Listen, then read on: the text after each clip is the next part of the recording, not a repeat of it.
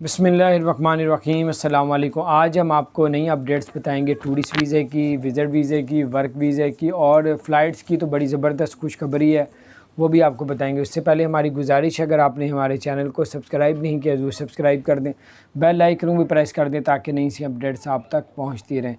और आपको बताते चलें tourist visa, visit visa, work visa.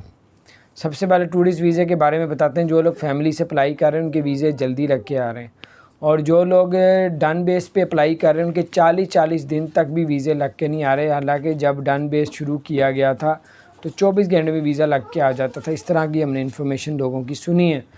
और उसके अलावा जो लोग 40 साल या 50 साल से उम्र कम है उनके भी वीज़े नहीं लग रहे। 10 से 20% उनके वीज़े लग रहे हैं, और बाकी 80-70% लोगों के रिजेक्ट भी किए जाए। जो फैमिली के साथ अप्लाई कर रहे हैं वो बेनिफिट, उनको ज़्यादा फ़ायदा हो रहा है।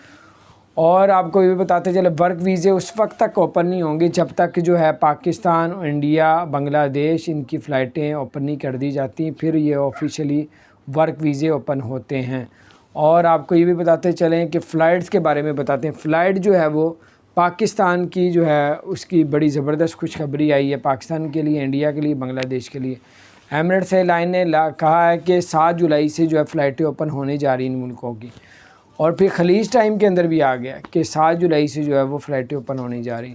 तो बहरहाल अल्लाह ताला खैर करे, अभी कोई टिकटें बुक ना करवाएं। जैसे ही 7 जुलाई आती है आपको कंफर्म डेट पता चल जाएगी, 6 जुलाई को ही पता चल जाएगा। तो ये बड़ी ज़बरदस्त अपडेट थी, मैंने कहा आपके साथ शेयर करता हूँ। अल्लाह ताला आप सबको और हम सबको अपने ज़ुबान में रखे।